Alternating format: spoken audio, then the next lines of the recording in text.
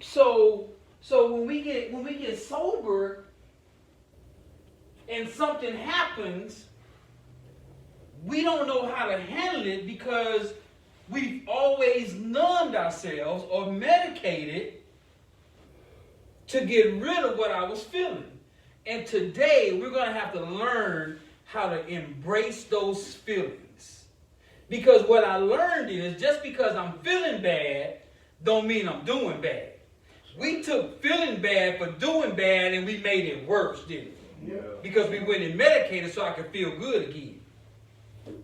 And so you're going to have to embrace them feelings for the first time without using. You're going to have to look back at all the feelings that you got going on and all the mistakes you made and embrace those mistakes and deal with it. That's why you got these people around you to talk this stuff through. Hey man, how many people have you told them I'm having a bad day? First problem right there. Miss Amaya, Miss Juanita, you know, and my son, I've asked for him, I've asked with him, but, I never really told him. Why? I don't know. Why? I don't know. I'm trying to get past this. I'm just trying to get past this first day. I don't know. Okay. Well, I tell you what, the missus is fine, but that ain't right here. Yeah. Right here, Obi. That's where you need to be saying, hey man, for the first time in 35 years, I'm feeling some feelings I ain't never felt before, and I don't know what to do. Because if you don't, we'll see you later. Okay? I don't want you to, but I'm just telling you. When I got fired from Sam's for stealing, I got high not because of the action. I got high because of what happened afterwards. I isolated myself because I didn't want nobody to know what they already knew. That's crazy, ain't it? But that's Satan's greatest tool, is to isolate me when I'm going through something or feeling something.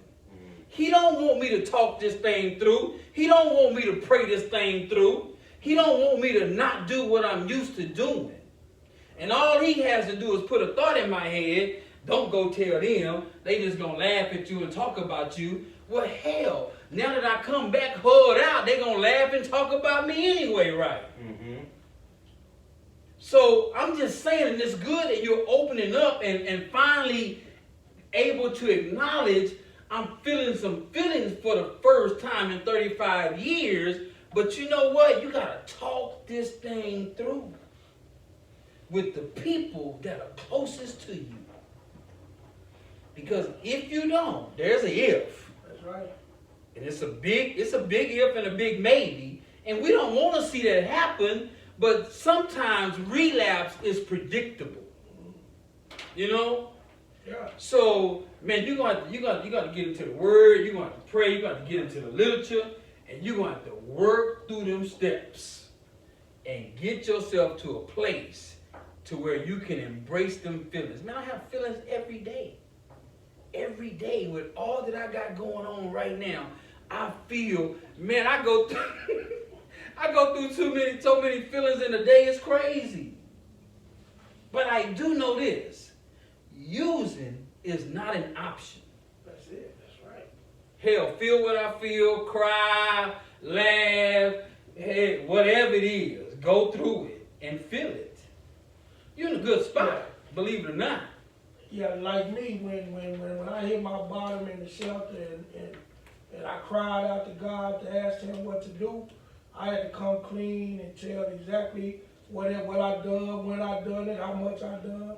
And one thing I learned at IOP is that people gonna talk about you, but you can tell people more about yourself than what they know. So if you put everything out there on the table, ain't nothing they can do to talk about you. It's already out there. Give me that green book. You know what I'm saying? There you go, boy. You got the tools. You know what I'm saying? If you put everything out there on the table about your disease and about what you've been through, call yourself whatever, you can talk bad about yourself more than somebody can. Because like you said, people talk about you. They can't talk about you better than you can talk about yourself.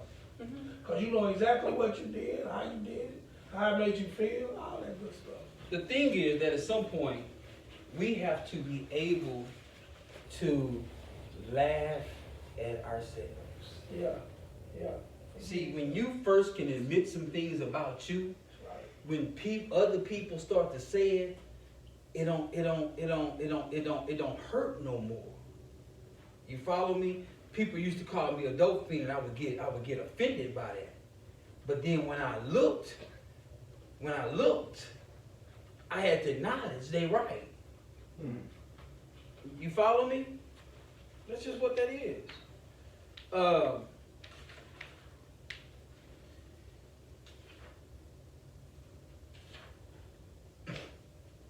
It says in here, it says that we came to Narcotics Anonymous to protect ourselves from ourselves.